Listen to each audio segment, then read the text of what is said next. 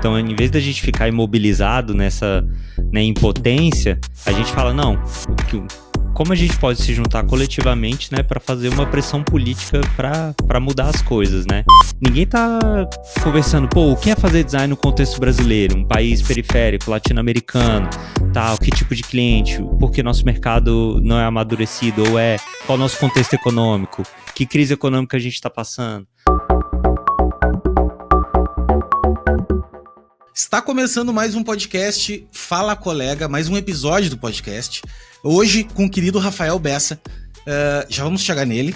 Eu quero primeiro agradecer, né, ao tempo de todo mundo. Primeiro você que está escutando a gente. E também, cara, a galera da Mocaperia, que são nossos apoiadores aqui, que estão fazendo acontecer também junto comigo, esse podcast. Se você não conhece a Mocaperia, eles são um repositório de mockups out of home. Só que, o que é out of home? É mídia externa, tipo outdoors, banners, displays fora dos locais. E, cara, sabe qual é o legal, o diferencial deles? Que é tudo cena brasileira. Então, se você quer parar de usar Berlim, usar Londres, usar França, que a gente usa muito, começa a usar cenas brasileiras. Então tem Brasília, tem Recife, tem São Paulo, Rio de Janeiro, tem um monte. Tem aqui no link da descrição, ou vai no mocaperia.com e usa o cupom LEO15, que ganha 15% de desconto. Bom, era esse o recado comercial por enquanto. Eu tô aqui com o Rafael Bessa. Irmão, o Rafa, ele é designer. Eu até fiz uma colinha aqui, velho, porque é difícil, porque o cara tem um currículo grande. Mas assim, designer, obviamente, ou criativo, né? Alguém que passou por aqui, mas no caso aqui ele é designer. Já trabalhou um monte de estúdio legal, não vou citar nomes assim, porque são várias agências e estúdios muito legais. Ele tem um projeto chamado 148 Designers Respondem, que foi uma pesquisa que ele fez bem extensa e ele compilou todos esses dados com insights, bem legal. Depois eu vou deixar aqui embaixo também a descrição do site para acessar lá, que tá tudo aberto, tudo bonitão, e é muito legal porque ele fez tipo um raio-x do cenário de design brasileiro, obviamente com um corte, né, de 148 designers, mas tu botar 148 cara para falar, mulheres, né, enfim, designers, vocês vão ver que dá para tirar um bom suco. E ele tirou ali, realmente, isso dá pra notar, né? Bem real a nossa cena. Cara, ele também tem um projeto chamado Design Crítico, que ele vai falar com a gente também um pouco sobre isso. Ele contribui com a revista Recorte, ele contribui lá também com o Diagrama do Lionzo, que é um parceirão, já passou aqui também, que é um dinossauro aí eu brinco dinossauro, ele fica, de repente, bravo, porque é velho, né? Velho do design. É os velhos do design, cara. Então, ele é um cara muito multidisciplinar. E obrigado, Rafa, por estar aqui, aceitar bater esse bate-papo. A gente tá fazendo isso aqui no domingo, gente, para vocês verem que a gente é roots e gosta muito do que faz. E obrigado, mais uma vez, ter aceito que participar. Eu não quero me estender, eu quero que tu te apresente um pouco, irmão, pra galera que tá escutando a gente aí. E, cara, seja bem-vindo aí, o microfone tá contigo. Obrigado. Primeiro de tudo, valeu pelo convite, muito legal estar aqui. Já escutei vários episódios, né? Acho muito legal o projeto. E aí agora, né, fico honrado de estar ao lado de um monte de gente que eu admiro, que você já entrevistou e tal. Então, valeu demais pelo convite. Eu sou um pouco disso tudo aí que você comentou, né? Eu sou de Brasília, né? Sou nascido e criado lá, só que eu já rodei quase o Brasil inteiro, né? Morei em quase todas as regiões do Brasil. Depois de Brasília, fui morar no Nordeste, que foi onde eu comecei a faculdade. E aí lá eu já comecei trabalhando com digital desde sempre. Depois eu acabei voltando para Brasília. E aí lá eu ainda trabalhei um pouco com digital, mas como eram muito clientes do governo, assim, né? Brasília, o mercado é sempre, né, atender governo, ou distrital, ou federal mesmo, né, muitos bancos e tal, estatais, e aí junto com os amigos que a gente trabalhava nesse meio digital, a gente montou um estúdio de design gráfico, o Estúdio Cora. Era aquela época dos estúdios de design, né, tinha o Coletivo, o Firmorama, Piano Fuzz, tal, né, Mus, e aí depois de um ano nesse estúdio, assim, a gente surfou muito nessa onda dos estúdios de design e cada um recebeu uma proposta para ir trabalhar numa agência em São Paulo. E aí eu mudei para São Paulo, trabalhei na RGA, fiquei uns 2 anos em São Paulo, Só que eu achei a cidade muita loucura. E na época eu tava namorando com a minha esposa. E aí a gente falou, pô, vamos morar em Curitiba. A gente já gostava muito de Curitiba. Eu tinha muitos amigos em comum que moravam lá. A gente ia com frequência pra lá. E a gente mudou pra Curitiba. Lá eu fiquei meio de freela, assim. Trabalhei em alguns estúdios locais e fazia muito freela pra São Paulo também. E aí em 2016 eu tive minha primeira experiência de trabalhar fora, né? Vim pra Nova York. Trabalhei na Aroliden com o Rogério Lionzo, né? Ele era meu chefe lá. Foi lá que a gente se conheceu e tal, fez o diagrama. E foi nesse momento, assim, que eu tava aqui em Nova York e tal, tudo novo, né? Conhecendo muita coisa diferente e tal, que eu comecei a rever minha carreira também. Que minha carreira tava sempre esse vai e volta de design gráfico, de digital. Em Curitiba eu voltei a trabalhar muito com gráfico, assim, né? Mas nunca deixei de ser o cara do digital, né? Dentro dos estúdios. E aí, quando eu cheguei aqui em Nova York, na Aroliden, é um estúdio de design de produto físico, né? Então, eles faziam celular, relógio e tal, mas eles também tinham o departamento de design gráfico. E foi ali que eu comecei a questionar, né? O que eu quero fazer mesmo no design, qual que é o meu lugar, né? E tal. E aí eu tive a ideia do 148 Designers Respondem, né? Aí fiz o projeto, né? Cresceu muito, assim. A ideia era fazer uma pesquisa entre amigos, mas o negócio foi crescendo. Depois eu vi o potencial. E aí compilei todos os resultados nesse site aí que você comentou. E a partir daí eu comecei a focar mais nessa parte, né? Do que o pessoal chama de design crítico, né? Que é estudar a teoria do design, a crítica do design, tudo. Né? Ter um pensamento crítico dentro do design mesmo. Eu acabei voltando em 2017 para o Brasil. Fiquei mais uns 4 anos e meio. Voltei para São Paulo.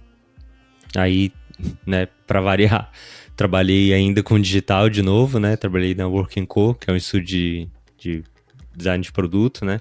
Produto digital. E aí na pandemia eu comecei a freelar para Buck, que é uma produtora, né? Hoje a gente faz muito mais coisa, né? Mas é conhecido pelo motion design, pelo 3D, pelas ilustrações e tal. E aí eu tava freelando pra eles na pandemia. Quando acabou a pandemia, rolou a proposta de voltar pra Nova York, né? Trabalhar no escritório deles aqui. E aí eu vim em janeiro, tô aqui desde então. Mas nunca parei de, né? Como você comentou aí na introdução, trabalhar com outras iniciativas, né? Então, fui convidado para ser editor na revista Recorte, né? Então, isso é, né, uma parte muito legal. Colunista no Design Ativista, Mídia Ninja também. E o diagrama que tá meio parado, mas eu tenho ajudado muito a Tereza ali no Clube do Livro do Design. Volta e outra ela me convida para uma coisa assim, também dentro dessa seara. Então, de apresentação, mais ou menos isso aí. Ótimo. Cara, agora vamos voltar, né? Tipo, que eu falo da criança. Como é que foi na tua infância em Brasília? Tipo, como é que foi, assim, o design já tava ali pra ti em algum momento? Era criança desenhista? Como é que ele se desenhou, assim, no início? Cara, é muito louco, né? Quando criança, assim, eu nunca tinha pensado muito em trabalhos mais criativos, assim. Tinha aquela coisa meio de criança mesmo, assim. Quero ser jogador de futsal. Depois, quero ser skatista profissional. Sabe? Aquelas brincadeiras que a gente vai fazendo ali, você vai querendo ser aquilo, né? Tinha uma coisa que eu lembro, fico olhando pra trás assim, lembro hoje, que era brincar de escritório, né? Aquela coisa que a criança faz, tá aqui meu computador, tá aqui meu negócio. Eu adorava essa brincadeira e tal. Mas algo assim, mais criativo e tal, não sei se estava tão claro pra mim, tão latente. Não era uma criança que desenhava muito. Tive uma fase assim, né, de quando assistia Dragon Ball, né, Cavaleiro do Zodíaco. Aí eu desenhava, assim, gostava de desenhar, mas... Teve uma época mangá de todo mundo, né? Exato. E aí, eu tive essa época, assim, um pouco de querer desenhar, né, sabia desenhar os personagens e tudo, mas não me considerava o desenhista, assim. Na escola tinha gente, né, que desenhava muito e tal, ficava desenhando os professores, né, e eu falava, pô, essa é a galera que sabe desenhar, né. Mas, assim, no ensino médio foi quando eu tava em dúvida entre duas opções, assim. Ou eu queria fazer sociologia, né? Que eu gostava muito, gosto muito, né? Desse tema, ciências sociais.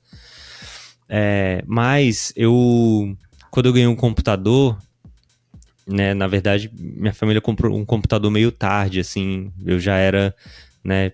Já tava ali no final da adolescência, mas quando eu comecei a mexer no computador, eu descobri que tinha, né? Os programas gráficos, assim. E os programas de internet, aquilo me fascinou, assim, quando eu vi, nossa, dá pra você botar um site no ar, qualquer pessoa pode colocar, não sabia. Tinha aquele front page, né, depois Dreamweaver, né, e fui fuçando essas coisas, HTML e tal. E foi aí que eu comecei a pensar em talvez trabalhar com isso, sabe? E aí, tipo, eu lembro que eu tava nessa dúvida entre sociologia e um amigo meu virou e falou pra mim, eu perguntei, cara, o que você vai tentar, né, no vestibular? Daí ele falou, não vou falar senão você vai roubar a minha ideia. Eu falei, mas o que é? Daí ele falou, cara, tô pensando em fazer publicidade, porque dá pra fazer uns anúncios bonitos, ele falou assim. Eu falei, nossa, genial essa ideia, né? E como eu já gostava, né, das coisas gráficas, Vou eu roubar falei, a ideia putz, dele. vou roubar sua ideia. Não vai ter jeito. E E daí aí meteu, foi daí fez isso. publicidade. Então, e aí só por uma questão de data, assim, como eu falei, né? Meus pais queriam se aposentar e morar na praia, né? Nossa família é de Natal, no Rio Grande do Norte. Eles, não, vamos, depois que a gente se aposentar, vai coincidir com o fim do seu ensino médio e a gente muda pro Nordeste. E aí só por uma questão de data, porque eu perdi o vestibular da Federal, aí meus pais falaram, não, vai fazendo publicidade aí, na particular, na época era muito barato, era mais barato que o meu ensino médio, assim, diferença do custo de vida, né, de Brasília pra Natal. Vai fazendo a particular aí em publicidade, que é a sua segunda opção, quando aparecer o vestibular da Federal, você faz. E aí, como o primeiro ano, né, dos cursos de humanas geralmente é meio parecido, introdução à filosofia, introdução à antropologia e tal, e eu fui gostando, eu fui ficando, né, e acabei cursando publicidade mesmo, por causa disso. Então, acho que não foi uma coisa muito da infância e tal, acho que foi mais esse fascínio, né, descobrir os programas gráficos, essa possibilidade, né, de criar um site e tal, de programar, né, desse faça você mesmo que me chamou muita atenção na época. Cara, isso aí me conta exatamente a minha história. Exatamente assim, no sentido dessa fase de... Eu também tive um computador tarde, assim. Sei lá, eu tinha computador pessoal mesmo, meu, assim. Foi quando eu tinha uns 15, 16... Uns 16 anos. Que quando eu já tava trabalhando. Eu comecei a trabalhar com 15 anos, assim. De empacotador numa loja lá.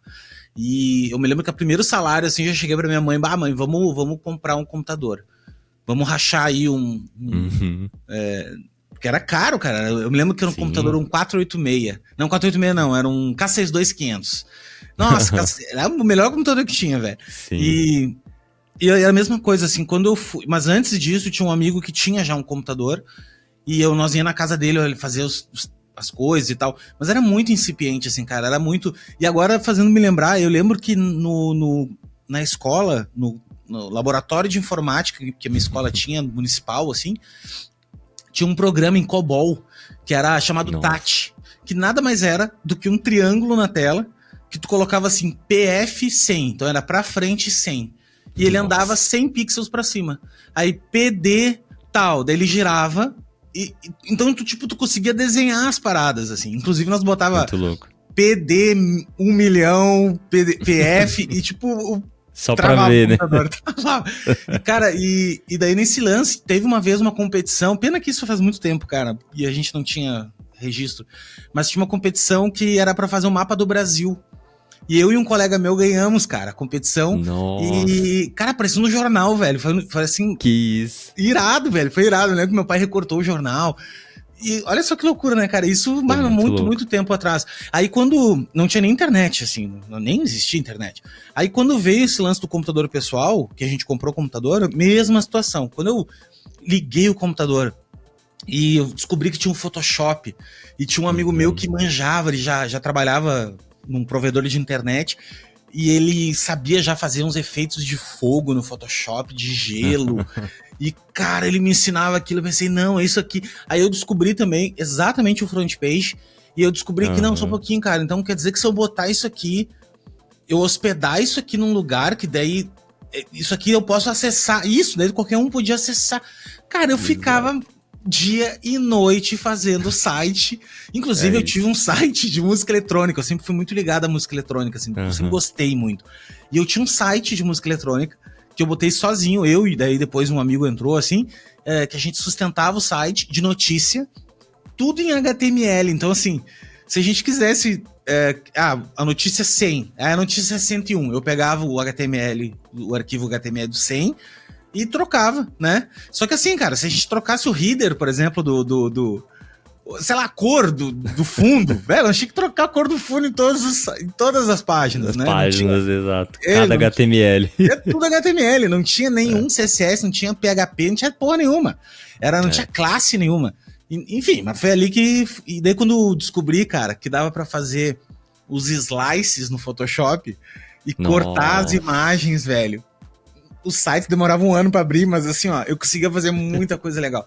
Enfim, velho, então foi uma época muito parecida com a tua, assim, eu sempre falo que o design pra mim veio pela informática, pelo computador. Eu descobri que eu podia fazer... O que eu podia fazer no computador? Tá ligado? Tu pode fazer design. Ok, então vou fazer isso, que eu achava muito legal. E até hoje, pra mim, equipamento, computador, essas coisas, eu sou apaixonado, gosto muito, né? Mas enfim, cara, e daí tu te formou em publicidade e começou a trabalhar já aí Como é que foi, assim? Como é que tu entrou no mercado de trabalho? Então, lá já em Natal, assim, acho que no primeiro ano já da faculdade, apareceu uma vaga de estágio. Um garoto da minha sala perguntou assim, pô, você conhece alguém, né, pra estagiar com... na época era web design, né? Pra estagiar com web design. Web design e webmaster, né? Que era o Isso, cara que webmaster, manjava mais dos dois, né? Aí eu falei, pô, eu manjo. E aí ele falou, pô, então vamos lá estagiar lá na minha agência, tá? Na agência que eu trabalho. E aí já minha primeira experiência profissional já foi numa agência digital, né? Fazendo site. E aí era aquela coisa, né? Com Photoshop ou com Fireworks, né? Fazendo sites, assim. Tinha uns programadores, mas a gente trabalhava muito junto, né? Nessa época, né? Igual você falou, era webmaster, né? Era, né? Você meio que sabia um pouco de tudo, assim. E aí, desse estágio, assim, que já foi meu primeiro registro na carteira, né? Saudades, inclusive. Já fui registrado como, né? Designer, né? Web designer. Porque eu comecei a estagiar nessa agência, depois eu fui efetivado, e a gente fazia, nessa época... sites assim pro grande jornal da cidade, pros grandes resorts, porque é uma cidade muito turística, né? Pro shopping da cidade e tal. Então aprendi muito, assim, para mim foi ótimo já entrar, né, num esquema profissional, assim, aprendendo como fazer um site profissionalmente, assim. E aí, como eu te falei, né, depois quando eu fui para Brasília, eu continuei na mesma área, né? Eu trabalhei numa outra agência, TV1, só que o cliente principal dessa agência era a Caixa Econômica, né? Porque é isso, né? Banco estatal e tal, Brasília. E ali eu já fazia uma coisa que era mais assim... na home do site tinha uns anúncios, assim, que tinha que ficar trocando, né? E aí, não era bem uns banners, né? Era uma área meio interativa, assim. E aí, a gente tinha que fazer isso no Flash, assim, né? A gente desenhava e animava no Flash, tá? Delícia. Né? E aí... Saudades do Flash que eu tinha, cara. Pô... E aí, isso que, né, eu fazia muito. Tinha uma galera que fazia uns hot sites também promocionais, assim, pra Caixa, nessa agência. Mas meu trabalho era principalmente ficar cuidando, né, ficar adaptando campanha pra essa home, assim. E aí, acho que foi aí que surgiu essa necessidade de conhecer um design um pouco mais clássico, assim, né? Como eu não tive essa formação, então eu gostava muito de ler e de estudar sobre... né, o modernismo, né, a Bauhaus, a Escola de Ulm, né, quem que eram os grandes designers e tudo, e bateu essa vontade, né, de fazer identidade visual, cartaz, né, papelaria, né? Eu geralmente brinco que todo designer digital tem uma visão meio romanceada do design gráfico, né? E aí era isso que rolava comigo e com meus amigos nessa época. Ô, meu, mas tu para pensar, eu li isso em um lugar e concordei plenamente, que, acho que foi num site gringo, que o design, meu, gráfico, hoje, o design digital, ele é design gráfico, velho. Né? Sim, Tipo, não, total. Total, velho. Assim, aqui nessa época que nós estamos falando, existia o digital, ele era algo muito a se descobrir ainda, ele era algo muito difícil de se trabalhar, porque era muito mais técnico. Exato. Então tinha, assim, o design nem era tão posto em questão naquele momento ainda, era a parte mais técnica, era mais difícil do que fazer o design, né? Então o que acontecia? A gente focava mais em desenvolver, em como é que faz, como é que isso poderia funcionar, responsabilidade, nem tinha muita responsabilidade porque não tinha celular, né? Uhum. Era 1280 por 720 e 800 por 600. Exato. Eram essas duas. E daí, cara, quando evoluiu um pouco mais, hoje, por exemplo, que no code total, hoje em dia tem Framer, tem Webflow e o ReadMega, que é aquele até que tu usou para fazer o projeto e tal, são lugares que não precisam mais programar, né? Mesmo que tu não precise programar. Então ficou totalmente gráfico mesmo, cara. Tu consegue usar tipografia grandona, tu consegue usar foto, imagem, movimento. Então, realmente, o design gráfico hoje, e quem fala isso muito também é a Vanessa. Eu gosto muito de trocar ideia com a Vanessa do coletivo, que a gente fez uma live também, ou sei lá, um podcast, e ela tava falando que eu lance assim, cara, design é multimídia, velho. Design, ele é todos os canais, não tem mais esse lance de, não, o design gráfico. Claro que o gráfico, ele lida, assim, com a tangibilizar conceitos visuais, tem esse lado, mas ele não é mais só digital ou só impresso, eu sou design gráfico, eu sou impresso, não é gráfico de gráfica, né? Exato. Então eu acho que não tem mais essa barreira. Hoje tu olha, porra, eu adoro ficar no Lapa Ninja lá, e fico olhando aquele monte de site legal, fico, caralho, olha só os caras, meu, olha o que os caras estão fazendo. E é totalmente design gráfico, velho. É tipo tipografia, é tudo. Porque a parte de desenvolvimento já não é mais tão necessária, né? Eu acho que, assim, claro que né? Tem muito JavaScript, tem muita coisa ainda que a galera usa pra fazer, mas é mais acessível, né? Então, eu acho que o design gráfico, ele tá nesse mundo hoje bem mais incorporado em todas as áreas, assim, né? Não, eu concordo plenamente. Até porque era uma coisa que antes a gente fazia design gráfico e não sabia, né? Quando você tá fazendo design para interface, você tá usando todos os princípios ali do design gráfico, né? Só que era como você falou, né? Era muito incipiente na época, a gente tava tateando um mundo novo e tudo, né? Mas é interessante você falar dessa junção, que tudo na verdade, design visual, né? Quando eu trabalhei aqui a primeira vez na Aruliden, como era o estúdio de design de produto físico, assim, né? Design industrial, eles faziam essa diferença, né? Design gráfico pra gente é tudo, do site até o impresso. Eles jogavam tudo não é o dentro desse físico, mesmo... é design gráfico, é tipo isso. Exato, mais ou menos isso. E aí isso me lembra também o clássico, né, do Massimo Vignelli, né, do casal Vignelli, de que design ele fala, né, design is one. Porque ele fazia tudo, né, fazia copo, fazia cadeira e fazia, né, sinalização pro metrô de Nova York, fazia identidade visual, fazia tudo, assim. Então tem isso já indo um pouco mais, né, pro extremo, né, da questão.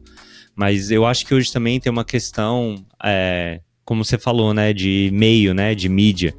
Porque hoje você, por exemplo, começa uma identidade visual, você não vai parar nas aplicações gráficas, né? Você já vai pensar como aquilo funciona nas redes sociais, como aquilo funciona no site, como no aplicativo. Vídeo, como é que seria um vídeo daquilo, né? Como seria um vídeo, né? Como é o motion, os estudos de branding cada vez mais agora tem, né, um guideline de motion, né? Um guideline interativo, né? Como que funcionaria, né? O que é o call to action aqui, né? Qual cor é o call to action dentro dessa identidade e tal, né? Tipografia para interface, né? Como você adapta, né, essa linguagem gráfica para uma interface. E aí você não tem mais essas barreiras, né? Eu lembro até que eu peguei muito dessa transição na RGA, né? Que aí é 2011, 2012. E aí ficando cada vez mais forte isso, assim, né? Pô, toda a identidade que uma marca tem, né? A maneira como ela se porta e tudo, é isso que você tem que transferir pro mundo digital. E a RGA tinha uma coisa assim, pô, a gente resolve o seu problema independente do que seja. Se é um evento, né? Por exemplo, eles faziam para Nike, né? Nike Plus. Vamos fazer um evento na rua e tal. Esse evento vai ter essa cara do Nike Plus que a gente criou. Então, vai ser para tudo, né? Desde o gráfico impresso até o aplicativo do Nike Plus, até um evento na rua e assim vai, né? Então, quando você começa a ter essa visão um pouco mais ampla, né?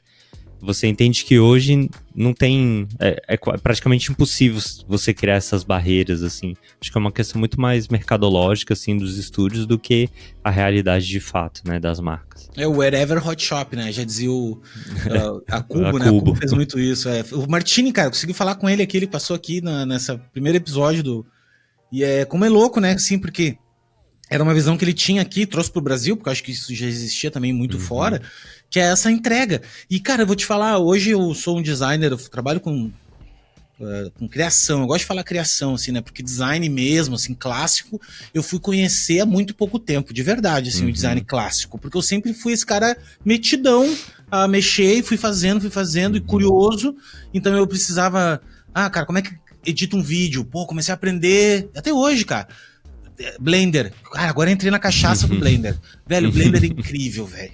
É uma parada... Assim, daí abriu um planeta enorme. Daí eu tava vendo agora o lance do... Como é que é? Aquela engine que tem de 3D, que é Real... Unreal, né? Que é de cara, daí Unity, não sei o que. Daí tu fica, mas isso não é design gráfico. Cara, eu não consigo. Eu realmente vou expandindo, assim, né, até onde... Mas claro que eu gosto muito, assim, eu acho que eu tenho uma base que vai até mais embaixo, que é a questão da direção de arte, que é essa questão de realmente design gráfico, eu gosto muito dessa questão, me expresso bem com isso, mas eu amplio bastante. Isso é muito legal quando tu vai conversar com o cliente, principalmente quando tu é freelancer, que te dá a possibilidade de primeiro de vender mais coisas, eu acho que é legal tu conseguir atender o cliente de uma maneira maior, assim, e também de conversar com o cliente de uma forma que ele resolva mais o problema. Porque o que acontece? Quando tu chega lá no cliente, quando tu é freelancer, e não tô aqui, gente, deixa eu só falar uma coisa, porque o design anda com sérios problemas, assim, de tudo que tu fala parece que, o cara tá cagando regra. Não tô cagando regra, tô falando só, assim, o meu ponto de vista de uma questão que eu sou um freelancer multidisciplinar, faço bastante coisa porque gosto. Se isso é certo ou errado, não sei, mas eu vivi até hoje minha vida assim e tá ok. Quando eu chego num cliente e explico, escuto ele, cara, qual é o teu problema? Mas não sei o que, eu tô cansado, pois essas minhas embalagens aqui, eu acho que é isso e tal. Eu consigo falar com ele sobre as embalagens, consigo falar com ele sobre a marca que vai nas embalagens, que de repente a estratégia da marca também não está muito alinhado, e de repente eu consigo, cara, depois que a gente fizer um posicionamento novo, aonde é que a gente vai conectar esse posicionamento? Nas embalagens é um ponto, de repente a gente podia ter um site, cara.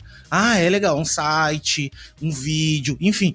O cliente, ele não tá interessado, assim, se é tu que vai entregar tudo, se ele vai ter Pra ele não interessa muito, assim, isso é uma coisa nossa, se a gente fica, não, mas eu não posso falar que eu faço tudo, porque senão vai ficar parecendo que, sabe assim, eu acho que o cliente, ele não, cara, o cliente adora que o cara, é só contigo que eu vou falar, então tá ok.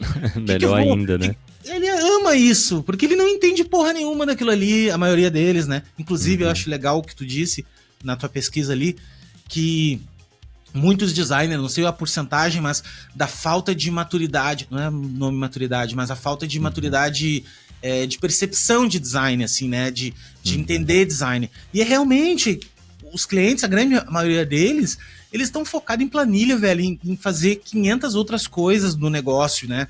Então, se eles pegam um parceiro de trabalho que realmente entende bastante e consegue suprir, mesmo que assim, por exemplo, o cara precisa um CRM lá, eu que vou fazer o CRM do cara, de repente eu vou conectar um parceiro que vai fazer aquilo e tal, mas nós sermos além de fazer uma consultoria, né, ser um consultor de design, entender design como um processo maior do negócio, né? Eu acho que, inclusive, que nós estamos indo para esse caminho, porque... Sim. Porque se tu pensar assim, design gráfico, velho, cada vez mais com o avanço de tecnologia, com o avanço de tudo, o nosso papel vai se ressignificando. Ele antigamente, que nós estava brincando, nós estava falando de, porque o Flash, porque isso tudo era, o guri lá, o garoto da internet, né, a gente era tirado os caras meio nerd e tal. Cara, isso se tornou tão popular agora, que qualquer um bota um site no ar, em 3, 4 cliques o cara bota um site no ar. Então tu pensa, se tu ficar vendendo site ainda, onde é que tu vai? Eu vou perder o emprego. Claro que vai, porque tu não entendeu ainda que todo mundo, né, o mercado subiu um nível e tu tá ainda entregando a mesma coisa que, cara, que já virou commodity, né? Enfim, um pouco de filosofia, assim, deu uma filosofada. Não, acho que faz sentido, assim, tem lógico, né, a profissão mudou muito, né? Hoje você tem realmente, né, os product designers, porque a disciplina, né, de design digital, ela, como você falou, ela amadureceu muito, né? Então se especializou. Então, geralmente são pessoas que vão estudar ali UX, né, UI, interface, né, pesquisa com usuário e tudo, e vão fundo naquele universo ali e vão ficar imersos naquilo, né? Mas muito num contexto corporativo, né? Você está dentro de uma consultoria ou dentro de uma grande empresa, né? Então você é desse time digital e tudo. Cada vez mais você tem hoje dentro, né, das grandes empresas o time de branding e o time, né, de digital, né, de produto, que eles falam, né? Mas eu concordo com você, assim, que quando você é uma empresa, né, uma consultoria ou é um freela, é muito melhor que você não tenha essas divisões, assim, para você atender, né, qualquer necessidade, né, daquele cliente, né? E eu acho que isso é uma característica brasileira também, né? Eu acho até que o Léo Porto falou isso aqui, que como você falou, a gente é meio metido, vai em tudo. Isso tem a ver também, né, com a nossa própria formação social, né? A gente não tem essa coisa de, vou ali, faço uma faculdade, né, uma Ivy League, aqui, igual aqui, né, nos Estados Unidos, ou na Europa, né, que você tem faculdade de ilustração, por exemplo, né, que são coisas que para o Brasil, né, é bem diferente. Os caras não nem faculdade aqui, cara. Nem faculdade exato, normal, então. Tá ligado? Nem administração de empresa. Cara, e aí a gente... A gente vai chegar nisso, a gente vai falar disso, mas vai indo, segue. Não, e a gente tem essa característica, né, que é saber um pouco de tudo, né? O cara da publicidade, geralmente ele sabe um pouquinho de fotografia, um pouquinho de design, um pouco de edição de vídeo, um pouquinho de 3D e tal. Às vezes ilustra. Então, tem, né, pela nossa própria formação social, ela criou um novo tipo de profissional, assim, e é isso que também, né, faz muito sentido aqui fora, né, por isso que o pessoal gosta muito de brasileiro. Eu lembro, quando eu tava no começo, assim, dessa carreira, né, pra ficar nessa época, que tinha a agência Gringo, né, do André Matarazzo. Maravilhoso, querido. E aí ele... Os dois eram os dois meus grandes ídolos, falei isso publicamente. O Matarazzo e o Martini, cara, são os dois caras que pra mim revolucionaram para mim, o meu mundo, e até hoje, claro que hoje eles tomaram posições diferentes para mim, na minha visão, que o Martini ele é muito mais empresário, né, muito mais do business, e o Matarazzo segue sendo o grande criativo para mim, é um cara, aliás, que o Martini é criativo também, mas enfim, eu acho ele é mais business head, mas eu lembro que o Matarazzo, ele falava muito nessa época que o que ele ouvia fora era que o pessoal falava, cara, todo time de design digital, você tem que ter um brasileiro, um alemão, um japonês e um sueco, que na época era, né, os grandes polos, né, do design digital no mundo, assim. E o brasileiro, eles justificavam por isso, porque é uma pessoa muito versátil, muito flexível, muito, muito criativa, que adiciona muito pro time, assim, né. Então, eu acho que essa filosofada que você deu aí faz todo sentido. Eu adoro, cara. Eu adoro esse espaço aqui, porque é um lugar que eu tenho pra conversar muito sobre isso, né? Cara, agora falando um pouco sobre sociedade e sobre design, eu comecei deixa eu ver, 2012, 2020, 2017, acho que foi. 2017, não. Enfim, não sei o dia. Eu tenho 38 anos, com 27 anos eu entrei na faculdade, tipo, presencial. Aí fiz um semestre só no presencial. Adorei, achei incrível, foi foda demais. Mas daí saí, enfim, não tinha dinheiro pra pagar e tava trabalhando, minha filha nasceu, uma função. Aí, há um ano atrás eu voltei a estudar. Eu pensei, cara, quer saber? Eu vou começar a estudar de novo. Entrei numa faculdade, EAD daí, né? Porque pra mim não faz sentido, quer dizer, até gostaria de ir numa faculdade presencial, porque é outro clima, é outro momento, é outra história.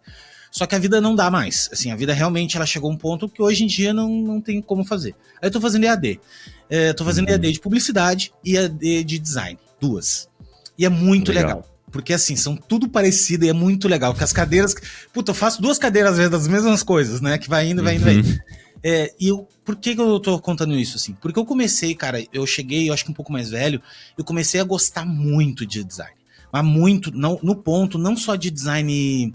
Não só do visual e não só dessa expressão, né? De várias formas que tem, né? Pode ser no produto, pode ser no design. Comecei a gostar do modelo de pensamento do design. Comecei, que eu acho que eu acho que é isso que tu começou também, despertou em ti, que é o momento. Claro que eu recém sou um bebezinho, né? Tu tá muito mais adiante nesse sentido, porque eu percebi por todos os teus textos, inclusive eu tenho 2, já li uns textos teus e tal, sobre essa crítica do design, sobre começar a olhar design de um olhar social mesmo, assim, cara, como é que a gente pode melhorar o mundo que a gente vive através de design, de metodologia de design, como é que é isso? Porque isso é complexo pra cacete, cara, isso não é uma coisa assim que... Primeiro, tu entender o que é design já é uma coisa mega complexa, mega mesmo, assim. Depois, entender sociologia e entender sobre que existe uma sociedade, que essa sociedade ela tem um modo de pensar diferente em partes e igual em outra, que é uma dinâmica, já é só isso aí, se tu parar pra ler isso aí, tu já fica louco. E juntar essas duas coisas, entender, tipo assim, como é que eu posso o design impactar nisso, enfim. Então eu acho que é um assunto mega interessante, e eu comecei a estudar pra caralho, porque eu pensei o seguinte, velho, não me completa mais só essa parte de entregar projetos, sabe? Assim, eu adoro, continuo fazendo, é o que paga minhas contas, mas começar a estudar um pouco isso, de pensar assim, um grau acima, olhar pra assim, cara, como é que eu posso mudar o clima, ajudar a mudar o clima do mundo, vamos dizer assim, um clima real, assim, a gente tá vivendo hoje, num momento agora, através do design, né? Começar a botar o design, essa lente do design em tudo que a gente faz na vida. Como é que tu despertou isso em ti e como é que tu... Eu sei que agora vai dar 20 minutos de resposta, mas como é que tu vê, cara, essa história, essa simbiose, como é que tu começou e tu faz isso? De toda vez que tu vai fazer um projeto, ou toda vez que tu vai dar uma opinião de alguma coisa, tu botar o design, né? Botar esse... E o que é esse botar o design, sabe? Assim, pode filosofar, porque agora eu sei que vai vir pesado. Não, faz muito sentido, cara, porque é isso mesmo. Eu, na minha vida, eu levava, né, essas coisas separadas, assim, né? Como eu te falei, desde a época da escola eu já tinha essa coisa de, né, será que eu faço sociologia? Será que eu estudo e tal? Esse tema já me interessava muito. E nessa época eu era muito ligado a essas questões, agora mais coisa velha, né, eu vou falar. Tinha o Fórum Social Mundial na época, aquelas questões, né, Fora Alca, Base de Alcântara, então tinha um Centro de Mídia Independente, que era um site também muito legal de esquerda na época, né, que as próprias pessoas podiam publicar, né, seus textos e tal, as notícias, né, sobre as lutas que estavam acontecendo nas suas cidades. Então era uma época assim que eu tinha um movimento Passe Livre ainda bem no começo, assim, né, bem antes de 2013. Então, assim, era várias questões que eu tava meio envolvido, assim, né, fascinado, conhecendo e tal, estudando. E aí, eu sempre levei essa parte da minha vida diferente, separada do trabalho, né? Eu nunca misturei design com essas duas coisas, né? Uma coisa era, essa aqui é a minha visão política e tal, os textos que eu gosto de ler e tal, né? E o design é outra coisa, é trabalho, né? Então, as conversas não se misturavam. Quando eu cheguei em Nova York, e o Leonzo também foi essencial nisso, porque era uma pessoa, assim, pra gente ficar trocando ideia de design, assim, né, praticamente todos os dias, né, porque a gente ficava ali até mais tarde no estúdio, aí ficava conversando, e o Leonzo, ele também tem esse perfil, né, de que manja um pouco de 3D, manja um pouco de ilustração, e tira foto, e edita vídeo e tal, bem essa coisa brasileira que a gente falou, assim, e ele conhecia muito também, tudo, né? O desgraçado é bom em tudo ainda. Qualquer coisa que o cara monstro. bota a mão fica bom, velho. É foda. Não, ele é monstro. E aí tem essa coisa também que hoje em dia poucos profissionais têm, que é ele conhecia muito, assim, quem são os estúdios de design, quem são os grandes designers, quem são os designers atuais e, ao mesmo tempo, quem são as grandes agências de publicidade, quem são os grandes diretores de arte, quem é a galera do 3D, quem é a galera da ilustração, quem é a galera do motion. Então, a gente ficava conversando muito e, em certo momento, assim, a conversa saiu um pouco, assim, né? Ele gostava muito ele gosta muito do Experimental Jet Set, né? Esse estúdio holandês. A gente até brinca no diagrama que se a gente não citar esse estúdio, não valeu o episódio. E ele me falou do livro, né, deles, Statement and Counter Statement. E nesse livro ele falou, cara, é muito louco, porque no final tem tipo um glossário, assim, de termos que eles foram pegando, tipo, por exemplo, política. Daí eles pegam trechos de várias entrevistas que eles já responderam e eles compilam tudo, né, por verbete, assim. E ele falou, cara, é muito louco, já viu essa parte do livro? Porque tem uma parte, inclusive, assim, tipo, marxismo. E aí é a opinião de um estúdio de design sobre marxismo, assim, é muito doido. É muito bom, isso, né? É muito bom isso, é muito bom, exato. Porque, cara, tu fica nessa marxismo, tu acabou de falar marxismo. Eu sempre fui, política pra mim, sempre odiei. Porque na minha cabeça é aquela coisa, político, horário, sabe assim? Nunca tá. Daí comecei a perceber mais velho que é o seguinte, irmão, se tudo é político, tá ligado? Tudo é político. E se tu não tiver uma opinião, alguém vai ter uma opinião pra ti. É isso? Isso, é. Então tu essa tem que frase ter. É clássica, né? Beleza. Aí é o seguinte, começa a estudar política pra te ver o que acontece. Acontece o seguinte, tu não sabe pra que lado ir, tu não sabe porra nenhuma. Porque daí tu vai ler Marx, tu acha do caralho. Eu li Marx e pensei assim, não, é isso aqui que eu quero. Só que daí tu pensa, tá, daí tu vai ler um pouco de direita legal, assim, umas coisas legais, assim, escola de Chicago, não sei o quê. Irado também, acho muito legal. Então, tipo, o que acontece? Tu começa é difícil formar opiniões, porque tu nunca sabe exatamente se aquilo ali realmente tu sabe o suficiente, sabe? Tu fica assim, não sei se eu sei o suficiente pra dizer que... E esse monte de outras opiniões, tu fica, cara, eu não sei o que achar, sabe? Inclusive, assim, por exemplo, a Tereza é uma mulher que eu amo ela, e as opiniões que ela tem sobre determinadas coisas, eu acabo sendo super impactado, porque eu penso, puta, ela tem uma opinião que eu acho que eu concordo com ela. E às vezes, por quê? Porque ela fez uma curadoria da ideia dela, né? Sim. Daí, porque se tu lê o livro puro, por exemplo, o marxismo, tu vai ficar sem saber muito, assim, entender. Não, você precisa de mediação, né? Porque eu acho que isso que me pegou tanto nos designers, cara, porque... E aí, não só o Experimental Jet Set, aí ele foi me mostrando também, tem um estúdio aqui em Nova York, 2x4, 2x4, e aí o dono, Michael Rock, tinha uma parte no site, assim, que eram textos, e o cara escrevia uns textos, cara, bem profundos, assim, tipo, né, com referência, assim, bem quase acadêmico, assim, né, tipo, o design é um autor, daí ele, usava Foucault e tal, e aí ele, tipo, ele foi me mostrando outras coisas também, tipo, os textos da Ellen Lupton, que essa, assim, é uma pesquisadora, né, escreveu livros clássicos de design, assim, e eu também tinha essa visão, assim, a Ellen Lupton, ela, acho que ela só escreve esses textos mais introdutórios, né? Tipo ABC da Bauhaus ou Pensar com Tipos. E não, na verdade, ela é uma pesquisadora monstra. Ela tem textos muito, muito profundos e tal. E isso foi me chamando a atenção e tal. E aí o Leonzo me mostrou um podcast, eu até cito ele, né? No 148 Designers Respondem. É um podcast de 2 designers americanos, Sway. E aí o nome do episódio era Eu Quero Ver Designers Brigando. Porque eles falam do debate, né, entre o Tibor Kalman e o outro cara lá, esqueci o nome dele, que era sobre se o design corporativo melhorava o design ou piorava.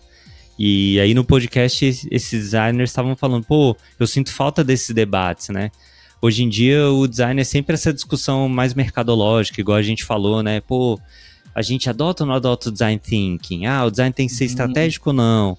O design tem que saber de negócio ou não tem que saber? Mas ninguém tá conversando, o que é fazer design no contexto brasileiro? Um país periférico, latino-americano, tal, que tipo de cliente? Por que nosso mercado não é amadurecido? Qual é o nosso contexto econômico? Que crise econômica a gente tá passando? Por que a gente está pegando esse tipo de projeto? Por que a publicidade pega uns projetos que deveriam ser de design? Que a nossa, né, formação socioeconômica influencia nesse tipo de coisa? E você não via esses debates, né? E aí, cara, isso que abriu a luz pra mim, assim. Que aí antes né, eu já até falei isso em outros momentos, eu tinha um certo bode de ler sobre design, assim, eu falava, não sou essa galera que é muito empolgadona com design, pô, tipo, saiu o livro novo do Steven Heller, que é de tipografia, né, e tal, e eu falava, pô, não me interessa e tal. É que fica um pouco distante do cara, né?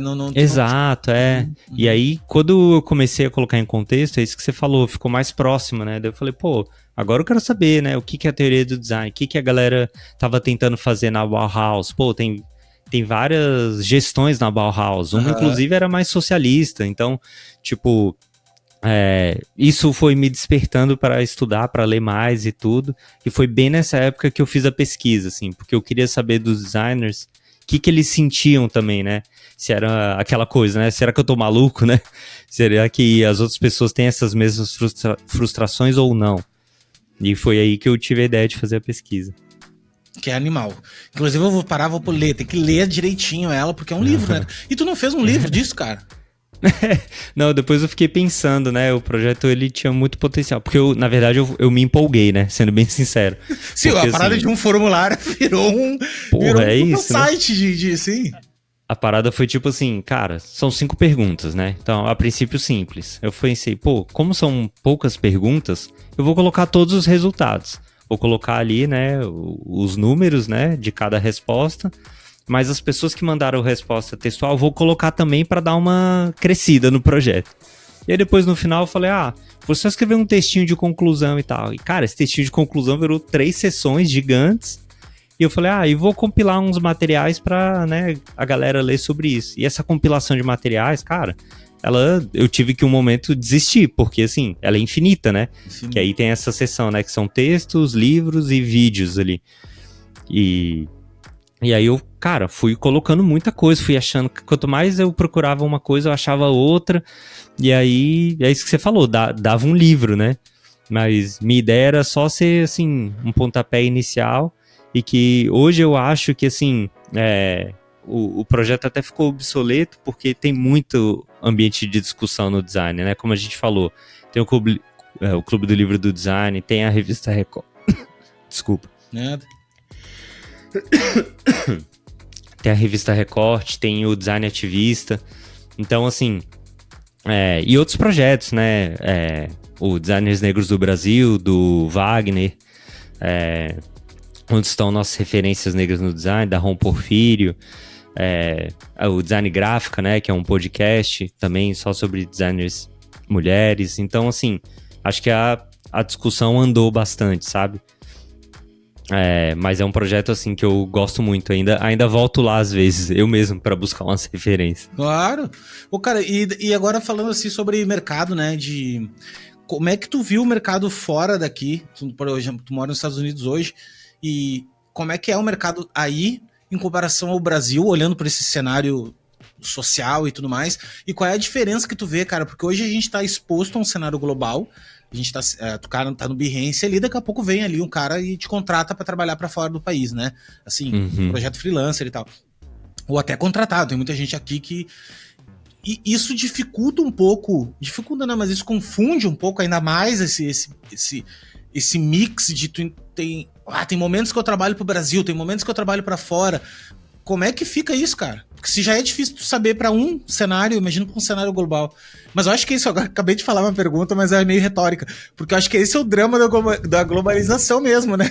Porque Exato. Tu tem o cenário local, mas ao mesmo tempo tu convive com um cenário global, né? Então, mas no design, como é que tu enxerga isso?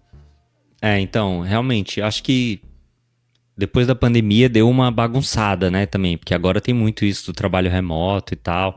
Tava até conversando com uns amigos que são de outra área, né, mas correlatos, são da tecnologia, programação. Só que eles são acadêmicos, são professores, né, na UFRN em Natal. E eles falam, putz, é muito difícil, porque às vezes a gente acha um aluno, assim, que é muito bom para entrar ali, né, na iniciação científica, né, na bolsa de pesquisa, só que nossa área é programação. a nossa bolsa que a gente pode oferecer para ele ali, CNPq ou tal, é um valor muito baixo. Esse aluno, se ele sabe programar bem, ele pega um trabalho remoto, ganhando em dólar, e ele nunca vai entrar na carreira acadêmica, né? E eles falaram que eles estavam perdendo muitos alunos, né? Que tinham um grande potencial, assim, de serem grandes pesquisadores. Só que eles falaram, pô, a gente tá, né, convivendo com uma guerra injusta, né? Porque hoje em dia, né, a galera pega programador brasileiro, às vezes nem pagam o mesmo salário do americano, mas em dólar é 5 vezes mais, né? Mas eu passei por tudo isso que você comentou. Primeiro no Behance, né? Meu primeiro trabalho internacional foi uma marca de skate de Los Angeles, chamada Solvenheim, e eles fizeram, né, me acharam no Behance e me chamaram para fazer um shape de skate.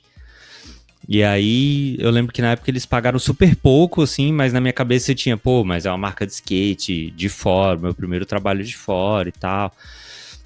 Então, assim, você acaba fazendo essas barganhas, né? Igual você falou, assim, pô, acho que faz sentido pra isso e tal. E aí depois, quando eu tava em Curitiba, eu já vivia meio que um drama regional, assim, que era, pô, eu tava em Curitiba, tava trabalhando pros estúdios locais, né, como freela, né, presencial, mas eu pegava muito trabalho de São Paulo de agência digital. E o que eu tava notando? Foi bem o comecinho ali da flexibilização do trabalho. Então, os estúdios estavam demitindo muito e contratando tudo PJ ou contratando freela. E eu pensei, pô, eu sou um desses freelas, né? Os estúdios pegam mais trabalho do que a equipe que eles têm. E, pô, direto chegava pra mim, cara, a gente tem uma semana, ou a gente tem um fim de semana pra fazer esse hot site, você faz? Daí eu pedi um valor lá em cima e tal, e fazia. Quando eu vim pra Nova York, já respondendo sua pergunta, a primeira coisa que eu senti, e é a experiência do meu estúdio, né? Como eu falei, um estúdio um pouco diferente. Foi o ritmo, assim.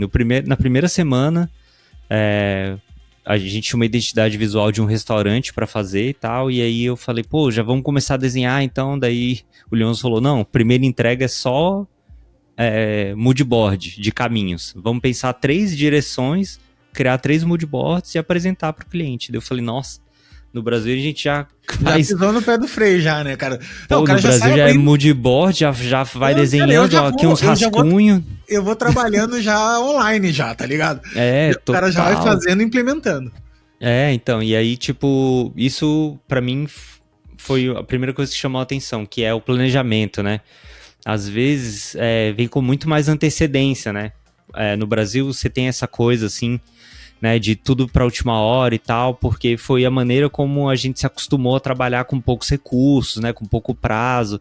Você vê que o meio corporativo no Brasil, ele tem essa característica que acompanha muito também a característica, né, da economia brasileira, que é, né, essa coisa meio instável, essa coisa com poucos recursos, então essa coisa do cliente ter um orçamento meio baixo e tudo. Sempre é baixo. Padrão exato. Ser baixo, né? Não tem e aí ninguém você vê chegue assim. Só banco. Eu já trabalhei para banco, então, banco é legal, banco é de boa. Aí você tem né, essas grandes empresas e tal, assim, que aí tem um orçamento alto. Mas aí, geralmente tem essa cultura, assim, né, de pedir as coisas em cima, pô, a gente consegue e tal. E eu notei que aqui não, tem uma certa antecedência e tem pelo menos ali no estúdio, eu senti que os clientes, ele tinham um certo respeito ao conhecimento do estúdio, assim, você vai até o estúdio, é um pouco aquilo que a gente estava falando, eles vão até o estúdio procurando, né, entender sobre aquele assunto. Então, é diferente do Brasil, que geralmente o cliente já vem com uma necessidade pronta, a gente está precisando de um site, de uma campanha, de um tal. Geralmente ele fala, cara, a gente está nesse momento aqui da empresa, eu acho que a gente precisa de tal coisa, mas a gente queria ouvir de vocês se é isso mesmo, o que vocês recomendam e tal. Essas foram as 2 coisas que me impactaram muito, assim, né? Esse planejamento e essa confiança, né? Na consultoria mesmo, né? Então, hoje no Brasil tá mais comum, mas foi aqui que eu percebi essa presença muito forte, né? Da pessoa de estratégia, né? Que na agência de publicidade é o planejamento, mas no estúdio de design agora cada vez mais tem estrategista, né? E até no estúdio de design de produto digital e tal, você tem esse estrategista que é a pessoa que vai fazer essa ponte, né? Entre a necessidade do cliente e aquilo que a gente está construindo. E aí, depois da pandemia, como eu tinha falado, aí eu acho que bagunçou muito, porque formou o trabalho remoto fixo, né? Então tem pessoas que moram no Brasil e são funcionários, né, fixos de empresas fora, né, na Europa, nos Estados Unidos, etc. E isso eu tava lendo até que deu uma bagunçada global, assim. Se você vê em Lisboa, um dos grandes problemas é isso, né? O que eles chamam dos nômades digitais. Que a pessoa mora em Lisboa, mas a economia portuguesa não tá no momento legal. E aí tem um monte de gente que mora em Lisboa, mas trabalha para fora de Portugal, não trabalha para empresas lá, ganham, né, um salário muito mais alto, e aí acabam gentrificando os bairros, né? Aí o aluguel está muito alto, aí tem bairros com cafés, galerias e tudo, mas que só frequentam aqueles portugueses que, né, não trabalham, né, para essas empresas portuguesas, e você vai gerando uma anomalia ali, né, dentro daquelas sociedades, assim. Então, eu acho que o Brasil ainda está meio misturado, assim. Você tem, acho que, um mercado de design um pouco mais consolidado hoje. Você tem esses grandes estúdios, tipo o Ana Couto, a Tátil e tal. Várias consultorias de branding. As agências de publicidade têm feito design com um pouco mais de propriedade agora, assim. Só que você tem muitos profissionais também que estão nessa, assim. Pegam muito freela internacional, trabalham diretamente para fora, ou tem as multinacionais também, né? Às vezes você trabalha num estúdio no Brasil, registrado no Brasil, mas você só pega trabalho para fora, sabe? Tenho visto muito, assim, essa configuração também. Então, eu acho que hoje em dia tá um cenário bem variado, assim. Fora que o Brasil é um país gigantesco, né, cara? Tem esse lado Exato. também, né? Tu falou de Natal, por exemplo. Cara, norte pra... Eu sou aqui do sul, né? Pra mim, o norte é outro país, velho. É outra história, assim, porque é muito grande, cara. É muito grande. Exato. Chega a dar diferença, assim, por exemplo, de temperatura. A gente tá passando um calorão agora aqui, né? Mas aqui no sul tá tranquilo, velho. 20 e poucos graus hoje, entendeu? Então, pra te ver o tamanho do país. Daí tu pega Estados Unidos é gigante também, mas tu pega ali Portugal, Espanha, e todo mundo ali da Europa, é tudo país pequenininho, né, velho? É tudo muito mais fácil no sentido de crescerem, assim, né? De se organizarem. E mesmo assim estão passando esses perrengues, né? Passando esse drama. Cara, e sobre a inclusão, cara, eu vejo que tu faz bastante também, assim, não chega a ser ativista, eu acho, o processo, mas tu tem um pouco essa veia, né, nesse sentido. Como é que tu enxerga hoje esse lance do mercado de trabalho ser mais plural, né? Como é que tu tá vendo isso, essa questão, assim, e a importância que a gente tem que ter, porque a gente fala de design, é multidisciplinar, blá, blá, blá.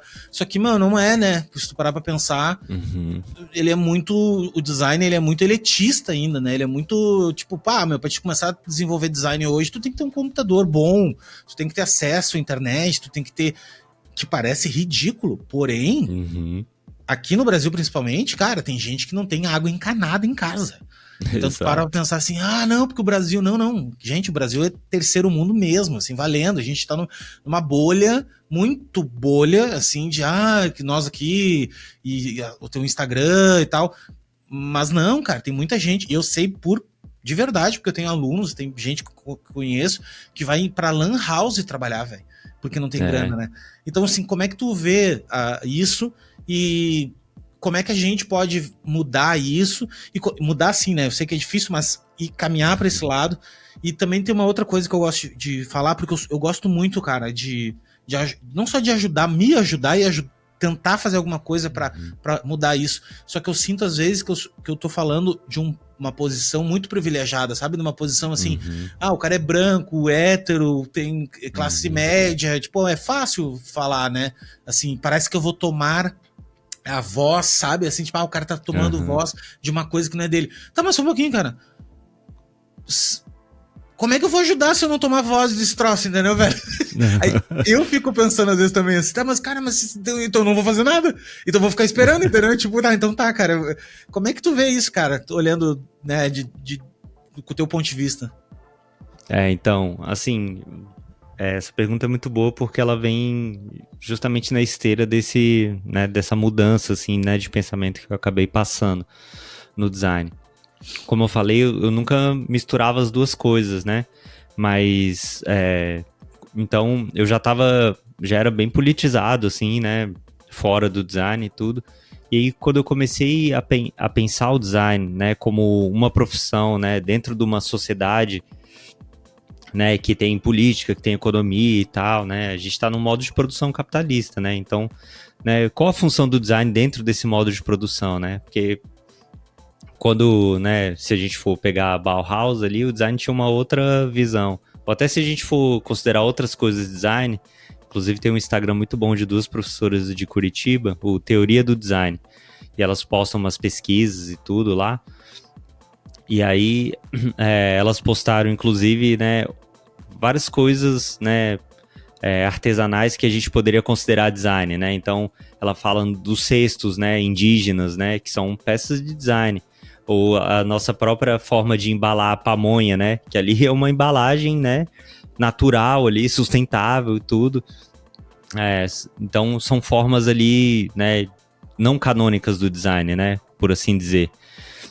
E se você for considerar esse tipo de design, você começa a pensar, pô, então o design ele reflete, né, a sociedade na qual ele está inserido, né, ele surge de algum jeito por motivos, né, exógenos, externos a ele. E aí isso me fez pensar, né, como o design está inserido no mundo do trabalho, né, nesse mercado, e aí no mercado num sentido mais crítico mesmo, né. E aí foi aí quando eu comecei a tentar misturar essa política e o design. E a questão da inclusão veio junto, porque eu até fico brincando, né, que eu sofri uma sabotagem, né, quando eu era mais novo, porque eu sempre fui o apelidado, né, na família e nos círculos de amigos, do moreno, do neguinho, meu preto, meus apelidos sempre foram assim, né, na escola era o black e tal, e aí quando finalmente, assim, né, na vida adulta que eu falo, não, então sou negro e tal, não sei o que, o pessoal, não, mas peraí, você nem é tão negro assim. Passou é aquela coisa... Me chamaram a vida toda, velho, como assim, não sou? Então, que é aquela coisa da miscigenação, né, que aí você vai entender também que o racismo no Brasil, ele é diferente dos Estados Unidos, a miscigenação complica muito, fica aquele debate, pô, o Neymar é negro, ele não se reconhece negro, mas o cara sofre racismo na Europa, e assim vai, né.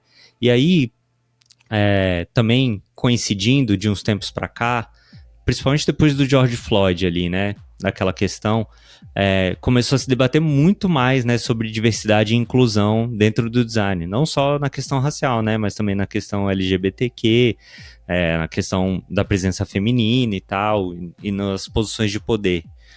E aí quando eu fui misturando design e política, eu fui entendendo que tem um motivo para isso, né, porque em paralelo eu estava estudando a questão racial, né, só que dentro do meu viés, né, como eu comentei ali, né, que é o marxismo, né, que é a política revolucionária. E pra gente, o racismo, ele tá intrinsecamente ligado ao capitalismo brasileiro, ou norte-americano também, que são esses capitalismos racializados, né, como a gente fala. Porque você não consegue contar a história, por exemplo, do Brasil sem contar a história da escravidão, né, colonização, você tem aquele delta... Vamos fazer um case do café. Vamos contar a história do café no Brasil, mano. Vai falar a história da escravidão. Escravidão, velho. O que tu ia falar do delta? Desculpa que eu... Não, que é aquele delta, né, do oceano, que era, né, saía da Europa, os grandes navios, né, enchiam de, né, escravizados africanos, levavam pro Brasil, para os Estados Unidos para vender, e extraíam a matéria-prima do Brasil e levavam de volta para a Europa. Então esse delta ele era muito lucrativo nessa época. Então é impossível você contar a história do Brasil, a formação social brasileira. Que fez a fortuna de muita gente que ainda existe hoje. É aí que meu lado, que eu fico muito louco com isso. Que se tu parar pra pensar, cara, tem gente que tem dinheiro pra caralho, tem indústria, tem tudo, e foi por causa do dinheiro de escravo e dinheiro de coisa, madeira e pau e coisa que pegaram tudo, cara. Entende que não tem... Inclusive os bancos, quando você falou assim, só o banco que tem orçamento. Pô, geralmente as famílias que são donas dos bancos são essas famílias, né? Cara, e isso é injusto, muito injusto, muito injusto. E a gente vive numa sociedade agora que fica com esse papo de, não, é só tu pensar que positivo, coach, todo mundo pode. Cara, da onde, velho? Como, né? Pode, cara, não tem como. E aí eu comecei... junto também, né, com esses estudos tal, raciais, a gente começa a entender assim, pô, então teoricamente, assim, se a gente vive no modo de produção capitalista, onde, igual você falou, né, tem pessoas, são famílias, né, riquíssimas desde a época da escravidão, e na base você precisa de uma massa de trabalhador que não tem propriedade, a gente não tem, né, grandes bancos, a gente não tem grandes indústrias, a gente não é, né, grande proprietário, a gente precisa vender nossa força de trabalho, né? E aí você percebe que, pô, se eles precisam de uma classe que seja, né proveitosa para eles explorarem, vai ser mais proveitoso ainda se eu conseguir desumanizar essa classe, né? Falar, pô, mas essa classe, pô, é ralé, é pobre, sem educação e tudo. E aí que entra o racismo, né? A classe mais explorada no Brasil, geralmente ela é racializada, pô, é o preto, pô, é o favelado, né? Você tem esse estigma. Então, sempre pro capitalismo vai ser interessante racialização das pessoas, dos povos. E no Brasil esse ciclo nunca se rompeu, ele só se renovou, né?